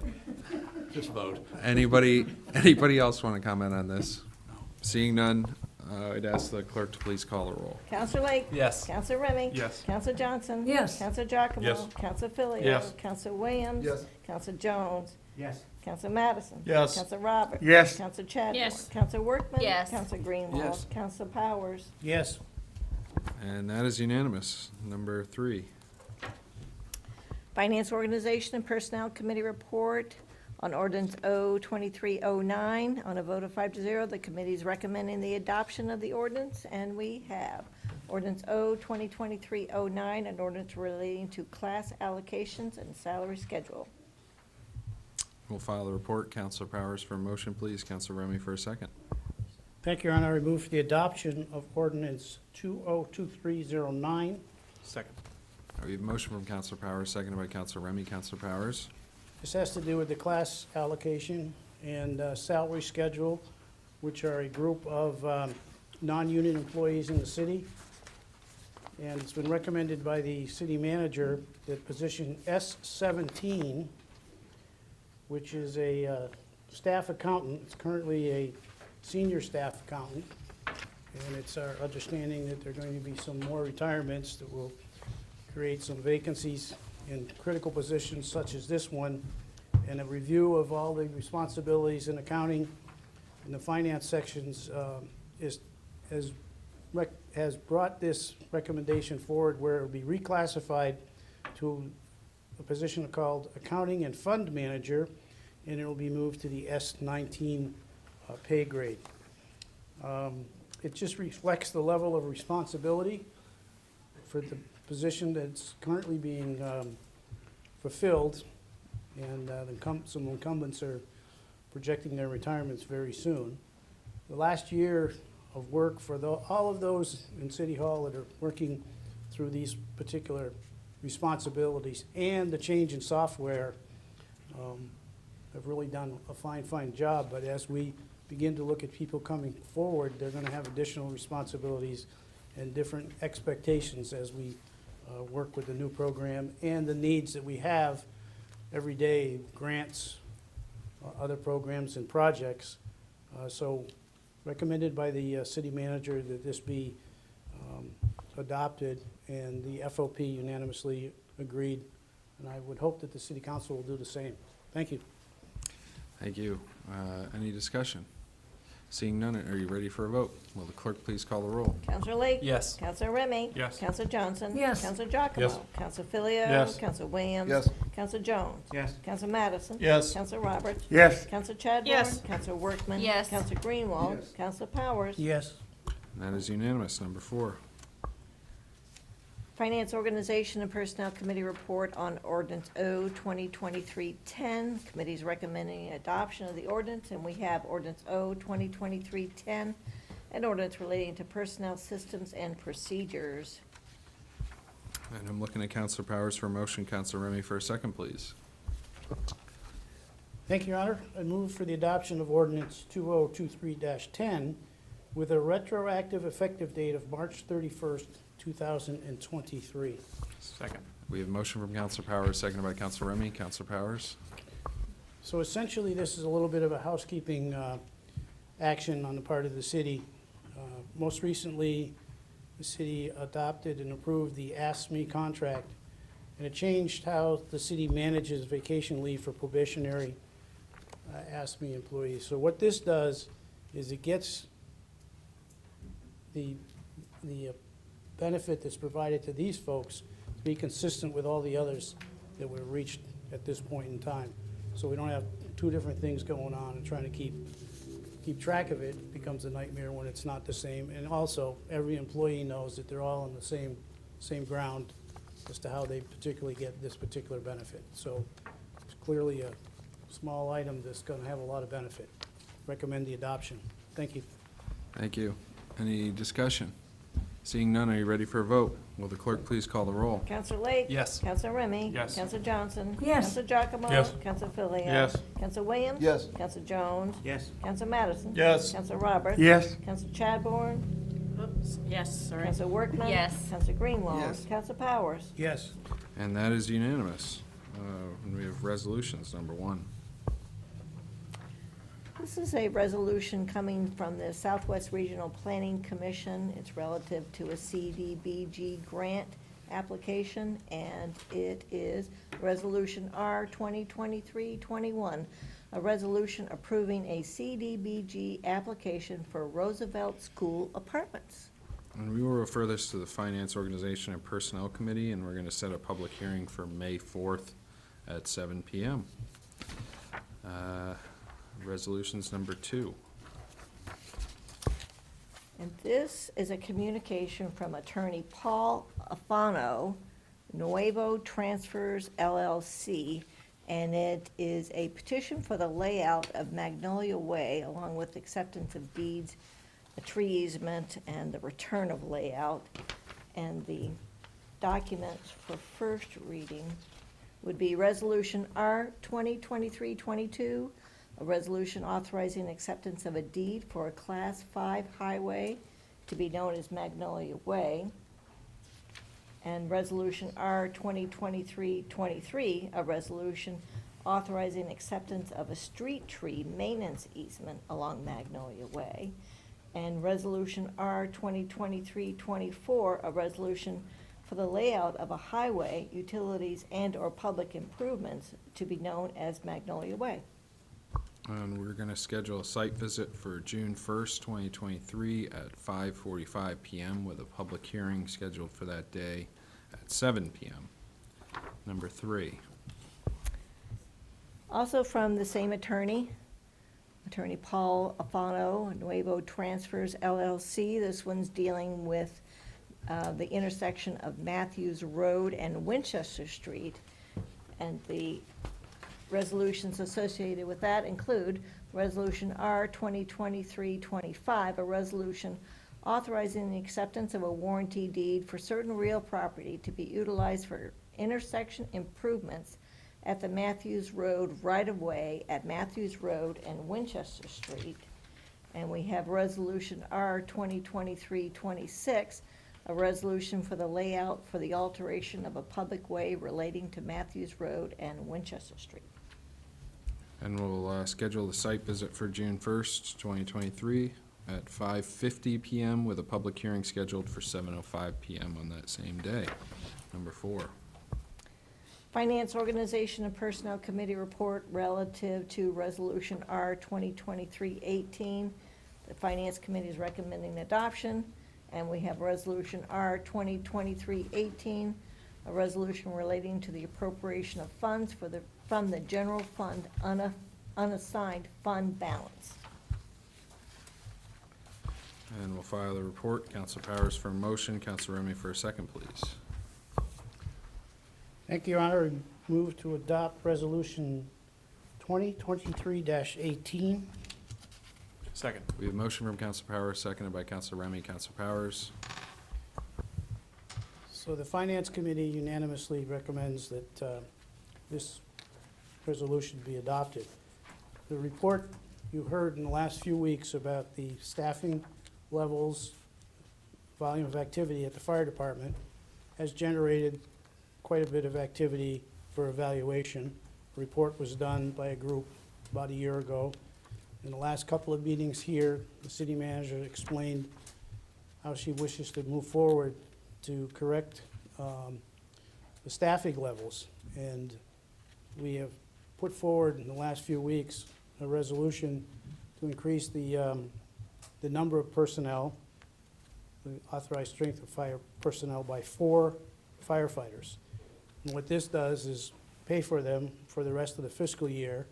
And of course, as we look at the next year's budget and future year budgets, it will be part of the budget that's presented.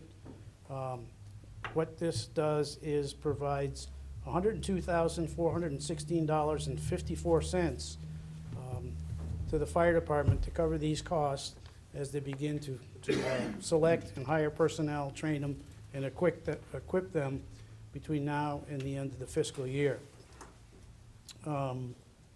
Where's it coming from? There's a unscheduled balance in our balance fund from the police department because of vacancies and the cost of providing services for those vacancies a little less than what they're needing to get through the rest of the year. So there's a little movement. This is not new money. This is money that's already appropriated to get them through the next year. So it's $102,416.54. $61,000 is salary and $41,000 is equipment and training needs. Finance Committee recommended unanimously that it be adopted, and I hope that the City Council will do the same. Thank you. Thank you. Is there any discussion? Seeing none, are you ready for a vote? Will the clerk please call the roll? Counselor Lake? Yes. Counselor Remy? Yes. Counselor Johnson? Yes. Counselor Giacomo? Yes. Counsel Filio. Yes. Counsel Williams. Yes. Counsel Jones. Yes. Counsel Madison. Yes. Counsel Roberts. Yes. Counsel Chadbourne. Yes. Counsel Workman. Yes. Counsel Greenwald. Yes. Counsel Powers. Yes. And that is unanimous. Number 5. This is a memorandum from the Assistant Public Works Director relating to the use of solid waste unallocated fund balance. And it is contained in Resolution R 2023-20, a resolution relating to the appropriation of funds from the Solid Waste Fund unassigned fund balance. And this will be referred to the Finance Organization and Personnel Committee. That concludes our business for tonight. I want to thank you all for your time and attention. Have a lovely evening.